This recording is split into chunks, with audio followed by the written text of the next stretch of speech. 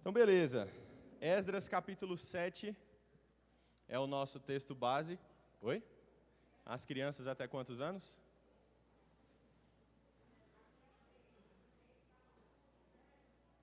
Até 10 anos. Crianças até 10 anos com a tia Raeli. Até 11? Até 11 anos.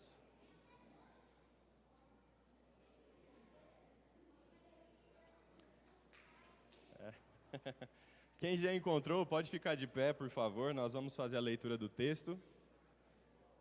O capítulo 7 do livro de Esdras.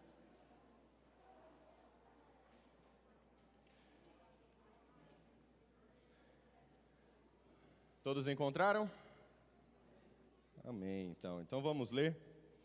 Passadas estas coisas, no reinado de Artaxerxes, rei da Pérsia, Esdras, filho de Seraías, filho de Azarias, filho de Ilquias, filho de Salum, filho de Zadok, filho de Aitube, filho de Amarias, filho de Azarias, filho de Meraiote, filho de Zeraías, filho de Uzi, filho de Buqui, filho de Abizua, filho de Finéias, filho de Eleazar, filho de Arão, o sumo sacerdote. Este Esdras subiu da Babilônia. Ele era escriba, versado na lei de Moisés, dada pelo Senhor, Deus de Israel. E segundo a boa mão do Senhor, seu Deus, que estava sobre ele, o rei lhe concedeu tudo quanto lhe pedira. Também subiram a Jerusalém alguns dos filhos de Israel, dos sacerdotes, dos levitas, dos cantores, dos porteiros e dos servidores do templo, no 7º ano do rei Artaxerxes. Esdras chegou a Jerusalém no 5º mês, no 7º ano deste rei. Pois no primeiro dia do primeiro mês partiu da Babilônia, e no primeiro dia do 5º mês chegou a Jerusalém, segundo a boa mão do seu Deus sobre ele. Porque Esdras tinha disposto o coração para buscar a lei do Senhor e para a cumprir, e para ensinar em Israel os seus estatutos e os seus juízos. Esta é a cópia da carta que o rei Artaxerxes deu ao sacerdote Esdras, o escriba das palavras, dos mandamentos e dos estatutos do Senhor sobre Israel. Artaxerxes, rei dos reis, ao sacerdote Esdras, escriba da lei do Deus do céu, paz perfeita.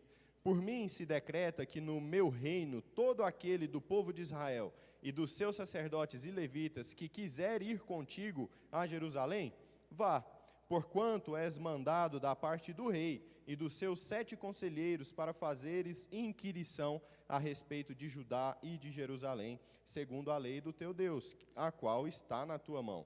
E para levares a prata e o ouro que o rei e os seus conselheiros espontaneamente ofereceram ao Deus de Israel, cuja habitação está em Jerusalém. Bem assim a prata e o ouro que achares em toda a província da Babilônia, com as ofertas voluntárias do povo e dos sacerdotes, oferecidas espontaneamente para a casa de seu Deus, a qual está em Jerusalém. Verso 17. Portanto, diligentemente comprarás com este dinheiro novilhos e carneiros e cordeiros e as suas ofertas de manjares e as suas libações, e as oferecerás sobre o altar da casa do teu Deus, da casa de teu Deus, a qual está em Jerusalém. Também o que a ti e a teus irmãos bem parecer fazerdes, todo o resto da prata e do ouro, fazei-o segundo a vontade do vosso Deus.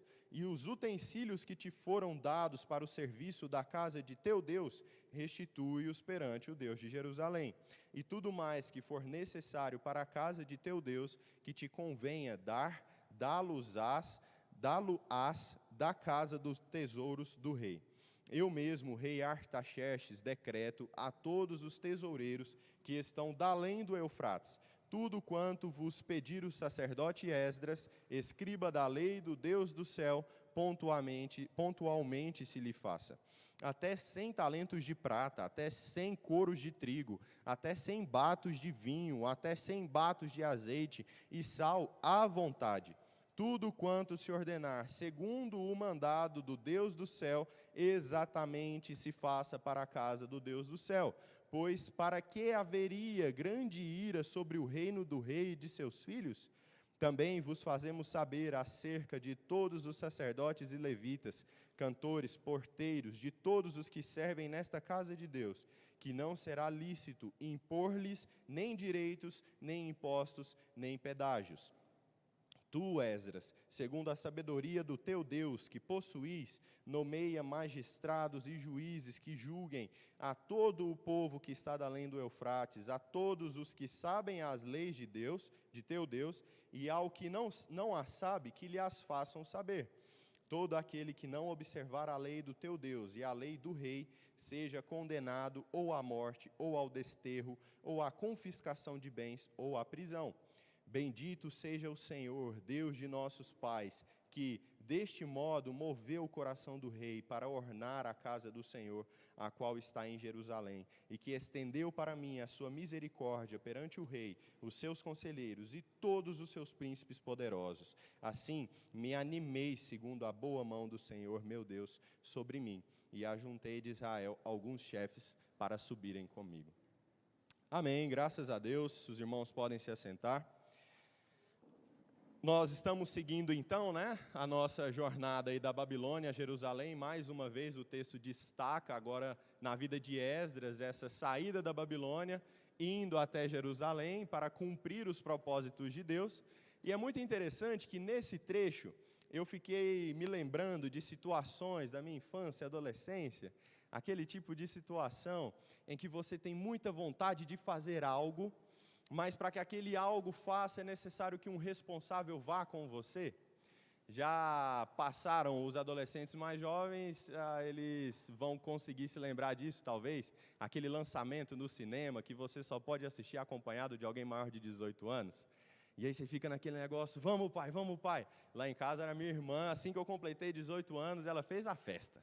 Porque aí era eu acompanhando ela em tudo quanto é tipo de filme. Teve uma vez que eu peguei um acerto de um serviço e fui para o shopping só com aquela galerinha assim, os meninos todos. Você tem mais de 18 anos, então você nos acompanha. Chegou lá, eu não conseguia assistir o filme, os outros assistiram e eu tive que cuidar dos pequenininhos ali e gastar quase todo o meu acerto, pagando doce, lanches e aquela coisa toda. É uma beleza, essas coisas, ficar de babá é bom demais da conta. Mas o que então a gente pode pensar a respeito disso, o desejo de Esdras aqui no texto é um desejo muito bacana, que é o desejo de buscar a lei de Deus para cumprir essa lei e ensinar. Mas esse buscar a lei de Deus por parte de Esdras, não bastava ter nele um desejo muito forte de que isso pudesse acontecer. Era necessário que Deus, o responsável por toda a realização da obra, o acompanhasse. Se Deus não acompanhasse Esdras nesse momento, ele não teria sucesso na sua empreitada. Então Esdras vai, ele é levado, ordenado pelo rei, mas tudo isso acontece porque Deus está por trás, agindo, como nós já temos visto até aqui. E hoje nós vamos ver pelo menos 3 destaques que o texto traz a nós, que são destaques do tipo, o servo de Deus, a vontade de Deus e a misericórdia de Deus. Esses destaques eles podem ser vistos de uma maneira progressiva no texto, onde nós vamos percebendo detalhes que são colocados no texto para o nosso crescimento e edificação, certo? Então vamos começar com a ideia do servo de Deus. Primeiro, o texto ele trabalha especialmente com 2 personagens centrais. O primeiro é Artaxerxes, que é o rei da Pérsia nesse momento, e o segundo é Esdras, que é um escriba, alguém que maneja bem a lei de Deus, um mestre no meio do povo de Israel. E os 2 podem ser considerados servos de Deus. Como assim, pastor? Artaxerxes, um rei pagão, um servo de Deus? Sim, talvez muitos dos irmãos já tenham escutado a história, da mulher que estava passando uma certa fome em casa, e aí um pai de santo descobre isso, e ele faz uma obra ali e fala para um dos seus companheiros, vai lá e entrega esse negócio na mão dela. E na hora que ela abre a porta, está lá a comida, aquela coisa toda, e ela recebe a comida de bom grado, e o cara pergunta assim, mas você não vai nem perguntar de onde que veio? E ela responde, quando Deus manda, até o diabo obedece. É o tipo de história que serve mais para ilustração e não tão preocupada com a fidelidade teológica. Mas a ideia central disso tudo, o princípio que nós podemos extrair, é exatamente esse, de que Deus é soberano sobre toda a sua criação. Isso inclui principados e potestades. Isso inclui o reino do mal. Isso inclui os gentios e aqueles que não se arrependeram dos seus pecados. Deus tem o governo sobre todos. E Artaxerxes nada mais é do que um servo de Deus que estabelece um decreto para que o povo de Deus cumpra a vontade do próprio Deus. Quando Artaxerxes, então, é levantado pelo próprio Deus para escrever esse decreto, ele está sendo usado por Deus para o cumprimento dos seus propósitos. Mas, espera aí, vamos avaliar a estrutura desse cara. É um rei todo-poderoso, e um pouco mais à frente aqui, no versículo 12, ele se posiciona como o rei dos reis. Então, por ser rei de uma nação extremamente poderosa, essa é a visão que ele tem de si, era a nação mais poderosa de seu tempo. Então ele diz, olha, eu, Artaxerxes, o rei dos reis, estou decretando. É um tipo de serviço a Deus não intencional. Artaxerxes não faz ideia do tamanho da bênção que o povo de Deus está recebendo por meio de sua vida, ainda que ele não saiba. Ainda que ele não queira, de fato, entregar-se exclusivamente ao Senhor. Artaxerxes é aquele tipo de servo que não leva em conta os mandamentos do seu Senhor, que não leva em conta a pessoa do seu Senhor, que leva em conta os seus próprios interesses. Artaxerxes é um servo interesseiro. Os interesses de Artaxerxes são interesses políticos. Nós já vimos na construção até aqui no capítulo 7, né? Especialmente no capítulo 6, a maneira como os reis daquele tempo faziam articulações políticas para se favorecerem, a ponto de misturarem outras nações para enfraquecer a identidade dessas nações. E Artaxerxes está numa articulação política. Não, pessoal, vocês vão voltar, e aí a ideia de que, assim, não, Artaxerxes foi tão bom para nós, né? Não vamos nos levantar contra a Pérsia, não vamos fazer nada contra eles, ele é um rei muito bom. Mas ainda que o interesse dele tenha sido um interesse político, o interesse de Deus é que todas as coisas cooperem para a glória do seu próprio nome. E Deus caminha guiando Artaxerxes para que ele seja um servo que ainda não que intencionalmente glorifique o nome de Deus. E aí, Mateus, esse tipo de servo é aceitável diante do Senhor? Nós vamos ver isso agora há pouco. Mas, em paralelo, nós temos Esdras, que já é um servo completamente diferente. Ele intencionalmente serve a Deus. Não existem interesses particulares, interesses egoístas, interesses até mesmo do meio do povo, né, para que Esdras fosse tido como um líder maior, aquele líder espiritual, aquele cara que quando alguém está passando por um problema, chega nele, né? Ô Esdras, sua oração é mais forte, você é tão pertinho de Deus, né? Porque olha lá o que fizeram, né? Não, ora aí por mim, porque sua oração é mais forte do que a minha. Não, Esdras não tem nada desses interesses. Os interesses de Esdras são cumprir a vontade de Deus, são fazer a vontade daquele que o levanta como um líder no povo. Os interesses de Esdras não são egoístas, mas são altruístas e a serviço do Deus vivo. Então, quando nós pensamos nisso e a pergunta é, qualquer tipo de servo é agradável a Deus? Depende do nível de agradabilidade, vamos rasgar no português, que beleza, né? Depende do nível de agradabilidade que nós vamos enxergar aqui. Se for um nível de que ele está fazendo a vontade de Deus para que os propósitos dele sejam cumpridos, é mais ou menos isso. Mas se for num nível para que esse homem seja aceito diante de Deus, diante da sua santidade, diante da sua pureza, diante da sua exclusividade, Artaxerxes é um servo abominável diante de Deus. Ainda que ele cumpra os propósitos do Senhor, ele é um servo abominável diante de Deus. Por quê? Ele não glorifica a Deus intencionalmente. Da onde que nós estamos tirando isso? Lá em Daniel, no capítulo 5, nós temos um exemplo de Belsazar. Belsazar é aquele típico jovem que assume a liderança de um reino, e aí vira e fala, rapaz, agora nós vamos fazer a festa. Quem assistiu Um Príncipe em Nova York? Aí, poucos, né? Mas aos que não assistiram, a ideia do príncipe em Nova York é que o 2, né? O 2. O rei vai atrás de seu herdeiro, e esse herdeiro chega, e ele quer fazer a festa, ele quer remodular todo o reino, para que o reino seja feito do seu agrado. Belsazar é mais ou menos esse, o filho do Ed Murphy ali no filme, né? Ele é mais ou menos esse, que está querendo satisfazer os seus desejos e fazer graça para a galerinha à volta dele. Mas chega um momento que aparece uma cena de um dedo que escreve algumas palavras estranhas aos olhos de Beltsazar, e Beltsazar então chama Daniel para que Daniel interprete o que está escrito ali. E Daniel interpreta da seguinte forma: olha, os seus dias foram pesados diante de Deus e você foi encontrado desaprovado. Porque mesmo sabendo a maneira como Deus humilhou o seu pai, Nabucodonosor, você decidiu viver uma vida que não glorifica a Deus. E por isso você vai ser condenado. Naquela mesma noite, Beltsazar é morto. O que nós aprendemos com isso, irmãos? Que o serviço a Deus, ele não pode ser feito com interesses particulares, com interesses egoístas, e nem mesmo, como nós vamos ver em Filipenses 2 agora há pouco, nem mesmo com contendas, com impurezas. O serviço ao Senhor é um serviço sagrado. Quando nós nos dispomos a confessarmos Cristo como nosso Senhor, nós precisamos entender que nós estamos carregando um nome sagrado, um nome santo, um nome que é puro e que deve ser reconhecido como o maior dos maiores em toda a terra. E as nossas atitudes dentro da igreja e fora vão refletir o que de fato a nossa fé apresenta para a sociedade. Se nós somos apresentados como servos exclusivos do senhorio, quase que não sai, servos exclusivos do senhorio de Cristo, ou se nós vamos ser apresentados e encontrados como servos de nós mesmos.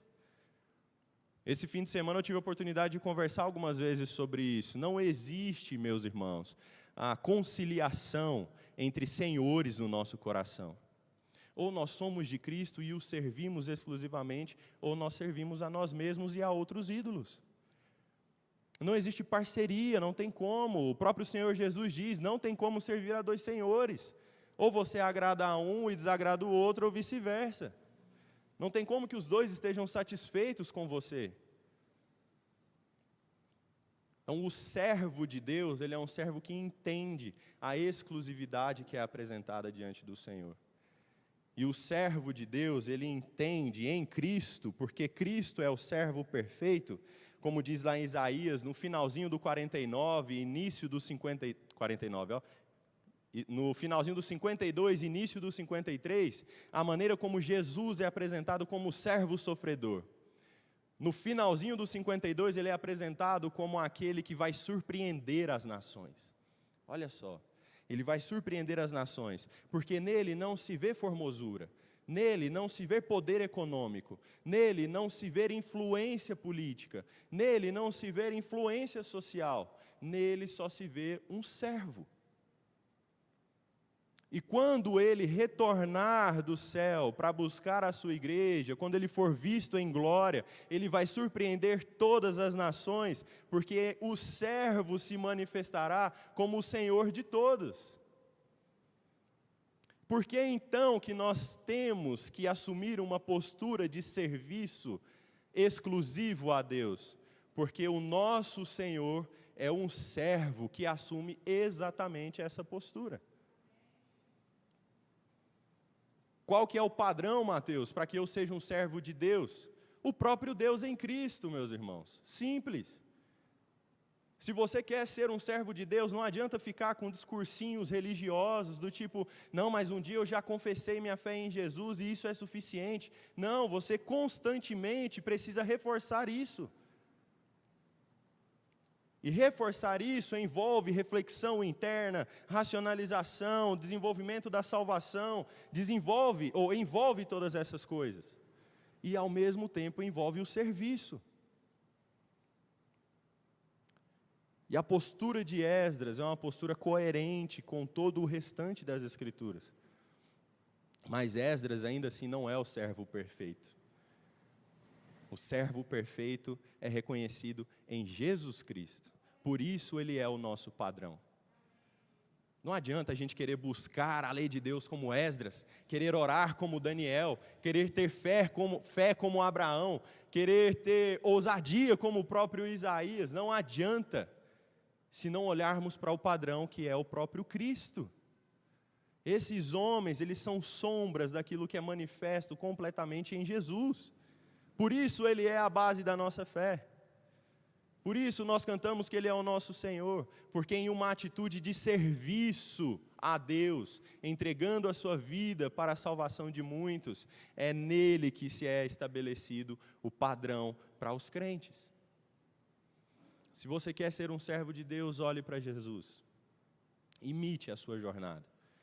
Em Filipenses capítulo 2, nós vamos dar uma olhada nesse texto. Filipenses capítulo 2, a partir do versículo 1, o apóstolo Paulo diz assim: se há, pois, alguma exortação em Cristo, alguma consolação de amor, alguma comunhão do Espírito, se há entranhados afetos e misericórdias, completai a minha alegria, de modo que penseis a mesma coisa, tenhais o mesmo amor, sejais unidos de alma, tendo o mesmo sentimento. Nada façais por partidarismo ou vanglória, mas por humildade, considerando cada um os outros superiores a si mesmo. Não tenha cada um em vista o que é propriamente seu, senão também cada qual o que é dos outros. Tende em vós o mesmo sentimento que houve em Cristo Jesus, pois ele, subsistindo em forma de Deus, não julgou como usurpação o ser igual a Deus. Antes, a si mesmo se esvaziou, assumindo a forma de servo, tornando em semelhança de homens, e reconhecido em figura humana, a si mesmo se humilhou, tornando-se obediente até a morte e morte de cruz. Pelo que também Deus o exaltou sobremaneira, e lhe deu o nome que está acima de todo nome, para que ao nome de Jesus se dobre todo o joelho nos céus, na terra e debaixo da terra, e toda a língua confesse que Jesus Cristo é Senhor, para a glória de Deus Pai. Assim, pois, amados meus, como sempre obedecestes, não só na minha presença, porém muito mais agora na minha ausência, desenvolvei a vossa salvação com temor e tremor, porque Deus é quem efetua em vós tanto o querer como o realizar, segundo a sua boa vontade. Fazei tudo sem murmurações, nem contendas, para que vos torneis irrepreensíveis e sinceros filhos de Deus, inculpáveis no meio de uma geração pervertida e corrupta, na qual resplandeceis como luzeiros no mundo, preservando a palavra da vida, para que no dia de Cristo eu me glorie de que não corri em vão, nem me esforcei inutilmente. Entretanto, mesmo que seja eu oferecido por libação sobre o sacrifício e serviço da vossa fé, me alegro e com todos vocês me congratulo. Assim vós também, pela mesma razão, alegrai-vos e congratulai-vos comigo. Quando nós olhamos para esse texto, nós percebemos Cristo meio que como uma dobradiça, mostrando o que? Paulo começa uma sessão apontando, olha, servos, igreja, façam tudo sem murmuração, façam tudo em amor, tendo o mesmo modo de pensar, sejam um, tenham unidade, querem servir, sirvam como um corpo. E aí depois ele diz, por que vocês vão fazer isso? Porque Jesus, mesmo sendo Deus, assume a forma de servo, para que um dia seja glorificado. E aí ele vai completar, e por isso vocês vão continuar trabalhando, de modo a completar a salvação de vocês, a desenvolver a salvação de vocês. O chamado de Deus para nós hoje é um chamado para que a gente o sirva de coração e com exclusividade. Um serviço que tem como base o próprio Cristo, porque Ele é o exemplo maior para nós. E assim nós chegamos ao ponto do que o texto diz de Esdras a respeito da vontade de Deus. Se os irmãos prestaram bem atenção no texto, em vários momentos, especialmente na carta de Artaxerxes, olha que interessante, especialmente na carta do rei ímpio, está escrito para que o povo de Deus faça tudo quanto está escrito na lei de Deus. Ou seja, o povo de Deus deve se importar com a vontade de Deus. O povo de Deus deve se importar em cumprir a vontade do seu Deus. Como então, pastor, que eu conheço a vontade de Deus? Meus irmãos, simples. Por aqui, ó. A vontade de Deus, ela é conhecida e reconhecida pela Escritura. A Escritura é a revelação de Deus com relação ao seu caráter e com relação à sua vontade. Não adianta, e não vem com essa conversinha de que assim, eu não sei o que Deus tem para mim, porque Ele nunca me falou. Está aqui, meu irmão, você que nunca foi atrás de saber. Eu tenho que esperar, porque nesse ponto Deus ainda não me revelou esse negócio. Isso não existe, isso é conversa. Deus te revelou, você que não foi atrás de saber. Invista tempo, meu irmão, conhecendo a vontade de Deus, lendo a sua Bíblia, estudando a sua Bíblia, se dedicando a isso. Ah, pastor, mas eu tenho dificuldade. Meu irmão, procure ajuda. Quantos capacitados nós temos aqui nesta igreja e em outras que podem caminhar com a gente, nos possibilitando um entendimento bacana da Escritura. Agora, se você tem facilidade, mas ainda assim acha que isso é desnecessário, eu te digo, meu irmão, você está caminhando para uma inércia que pode te levar para uma frieza e quem sabe até assim chegar numa mornidão. Mas o ponto final da mornidão é Cristo te vomitando. Fazer a vontade de Deus envolve dedicação para que a gente a conheça antes disso. Vocês acham que Artaxerxes estava fazendo a vontade de Deus? Sim, ele estava fazendo a vontade de Deus. Mas que tipo de cumprimento dessa vontade estava sendo por parte do coração de Artaxerxes? Não era um cumprimento sincero, não era um cumprimento de serviço. Nós já vimos isso, era um cumprimento onde a sua vontade no coração dele sobrepõe a vontade de Deus. Agora, na vida dos crentes, a vontade de Deus sobrepõe as nossas vontades. Quando nos convertemos a Cristo, é necessário que o nosso intelecto, o nosso modo de pensar, o nosso modo de sentir e o nosso modo de agir sejam alcançados e transformados também. Saber que Cristo é o Salvador não é suficiente se o seu sentimento por Ele não é um sentimento de decisão em amor por tudo aquilo que Ele fez por você, e se as suas atitudes não são atitudes de gratidão por essa obra dEle na cruz. E aí nós já vimos, nós temos duas maneiras de cumprir essa vontade de Deus. Ou de a cumprirmos porque Ele é soberano e Ele governa tudo e todos para a sua própria glória, ou o de a cumprirmos de modo decidido, de modo honroso, de modo intenso, para que ativamente as nossas vidas manifestem a glória dEle. Cumprir a vontade de Deus envolve conhecimento dessa vontade.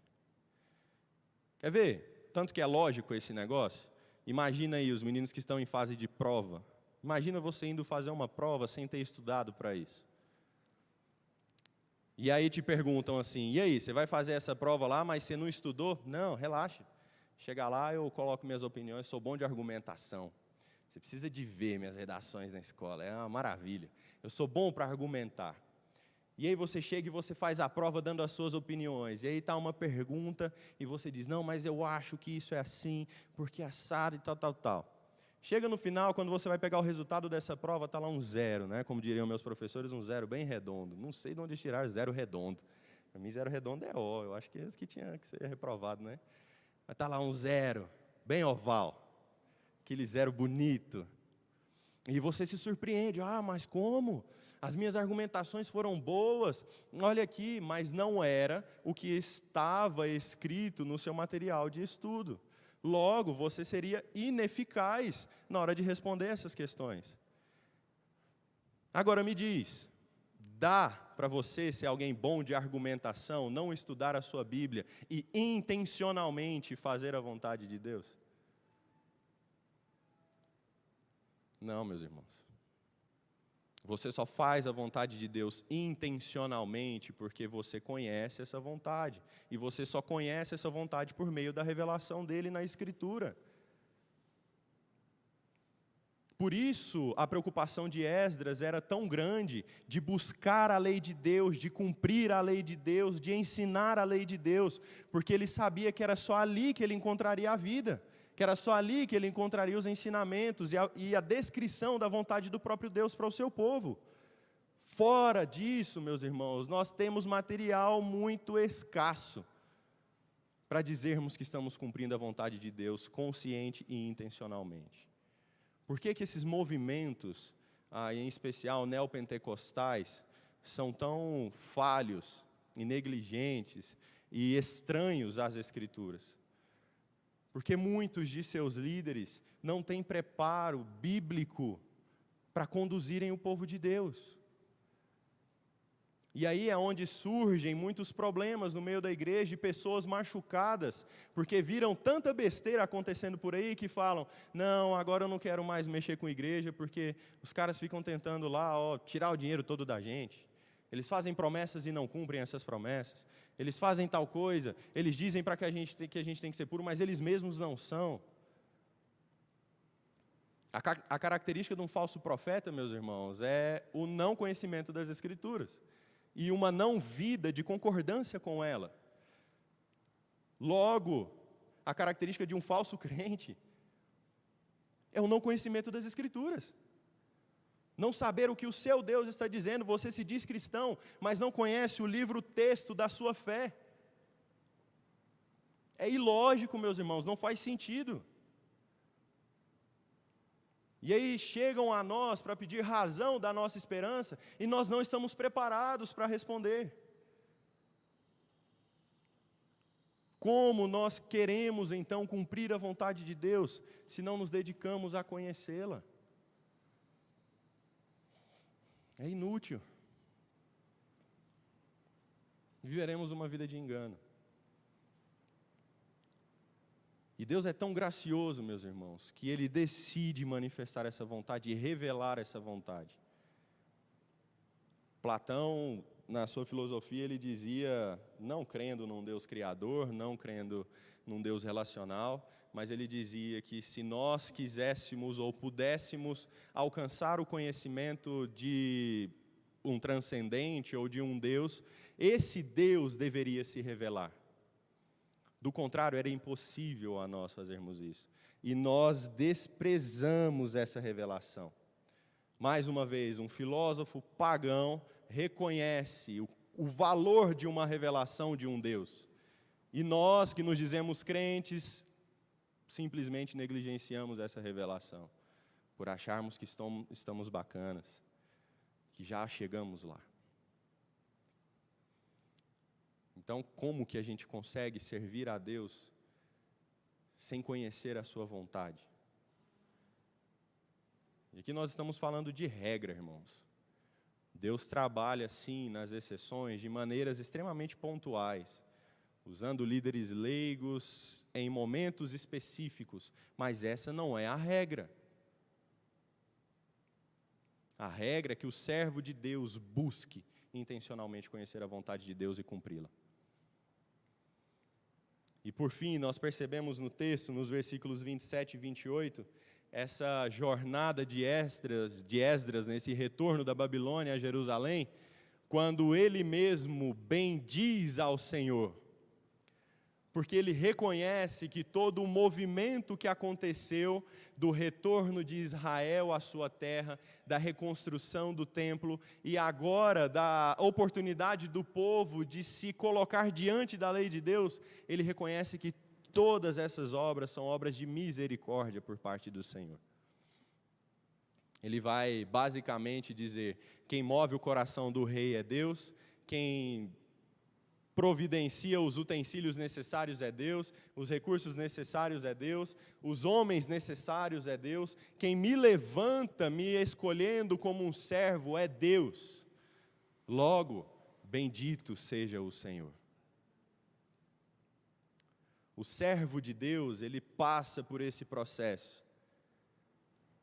de se colocar à disposição do Senhor para intencional e conscientemente servi-lo, de se colocar à disposição do Senhor para intencional e conscientemente conhecer a sua vontade e de se colocar à disposição do Senhor porque entende que qualquer serviço feito por parte de criaturas limitadas como nós são serviços feitos com base na misericórdia de Deus. De onde tiramos isso, mais uma vez? Jeremias vai dizer que as misericórdias do Senhor são a causa de não sermos consumidos, certo? Logo, se estamos pensando em servir ao Senhor, precisamos pensar primeiramente no que nos mantém vivos. São as misericórdias do Senhor. Elas nos mantêm vivos, logo elas nos mantêm sempre com a oportunidade, enquanto existe essa vida, de tomarmos uma decisão baseada nessa misericórdia. Não se trata de capacitação humana, não se trata do quão bom você é, não se trata do quão gentil, generoso ou eloquente, se trata da misericórdia do Senhor que abre as portas para que você cumpra o seu trabalho. Se trata da misericórdia do Senhor que abre as portas para que o nome dele seja glorificado. Esdras reconhece isso. Paulo reconhece isso. Quando ele diz: sou grato a Deus que me encontrou fiel e me designou para o ministério, eu que outrora era perseguidor da igreja e blasfemo. Paulo entende que o seu ministério é baseado na misericórdia de Deus. Esdras também entende isso. E quando nós vemos a manifestação da misericórdia de Deus, nós somos extremamente constrangidos. Foi o que nós conversamos hoje pela manhã na escola dominical. A misericórdia do Senhor alcançando a vida de um homem, de uma mulher, de uma pessoa que é pecadora e que está em uma posição de inimizade contra Deus, essa por si já é uma obra magnífica. Você saber que por natureza você é mau, você saber que por natureza você jamais poderia ser agradável a Deus, você saber que por natureza o próprio Deus odeia tudo aquilo que é mal manifesto em você.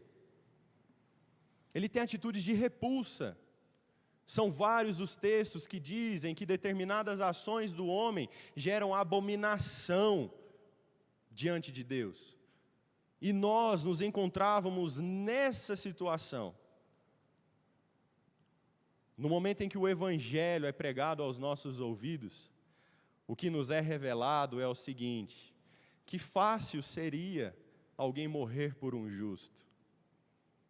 Porque, olha lá, ele é bom, né? Então era fácil entregar a vida por ele. Mas seria mais difícil alguém morrer por alguém mau, não é verdade? Mas Deus prova o seu grande amor para conosco, pelo fato de ter Cristo Jesus morrido por nós, quando nós éramos ainda pecadores. Jesus não espera um posicionamento da nossa parte para morrer em nosso lugar. Ele já se entrega e desde antes da fundação do mundo, ele já é o meio exclusivo que nos leva até Deus.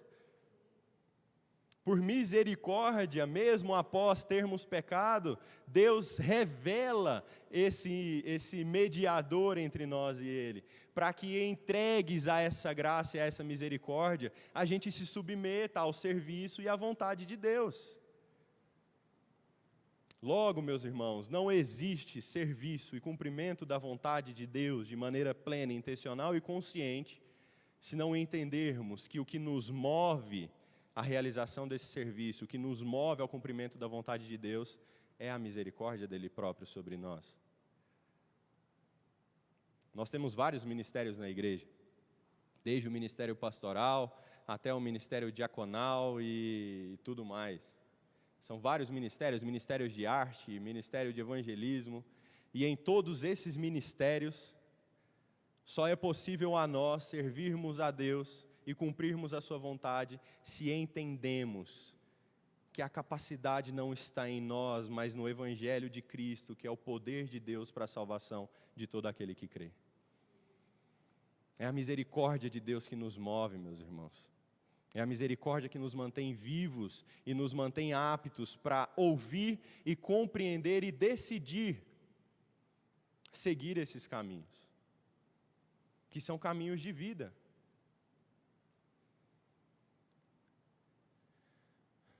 Mas precisamos reconhecer, meus irmãos, que somos pecadores, que somos falhos, carentes dessa graça, para enfim experimentarmos a misericórdia.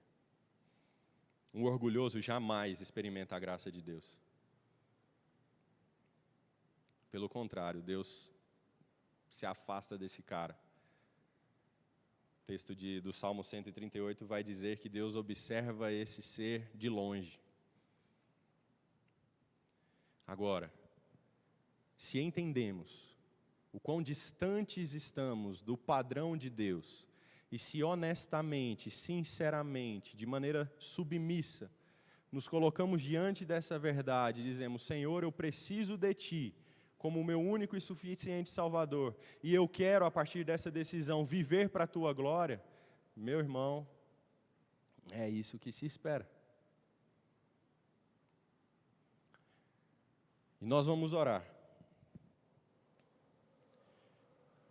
E o chamado de Deus para nós nessa noite é: se você é um crente em Cristo Jesus, louve a Deus pela misericórdia que te alcançou. Ela é maravilhosa. Deus é maravilhoso. Se você é um crente em Cristo Jesus, tendo sido alcançado por essa misericórdia, sirva ao Senhor. Sirva de maneira intencional. Se dedique à obra dele. E se você entende o quão grande é essa misericórdia, o quão grande é a oportunidade de servi-lo, se dedique a cumprir a vontade dele de maneira plena. Não dividindo o senhorio no seu coração, mas dedicando integralmente a sua vida ao senhorio dele. Porque a vida eterna só é experimentada aí. Vamos orar? Pai, nós te louvamos. Te louvamos pela tua grandeza, que é manifesta nesses textos que já temos estudado e lido durante essas semanas, porque temos visto o Senhor agindo soberanamente, Pai, sobre as vidas. E isso é humilhante para nós, porque isso nos destrona, isso nos coloca numa posição de instrumentos em tuas mãos. Por favor, Pai, tenha misericórdia de nós e não permita que nenhum dos que estão aqui presentes ou nos ouvindo em casa sejam enganados pela ideia de que não é necessário uma decisão intencional para te servir. Porque é sim necessária essa decisão. Que o Senhor não nos permita servir ao Senhor apenas debaixo da tua soberania, como instrumentos que no fim das contas vão ser lançados ao fogo, mas que o Senhor nos permita te servir de maneira ativa, como instrumentos que um dia terão um encontro genuíno e glorioso contigo. É por isso que trabalhamos, Senhor, para a tua glória, e é nisso que nós esperamos, no Senhor e nas tuas promessas, Pai, de que um dia seremos levados para a tua companhia e estaremos contigo para sempre. Que o Senhor nos alcance, Pai, com essa graça e com essa misericórdia. Em nome de Jesus é que nós oramos. Amém.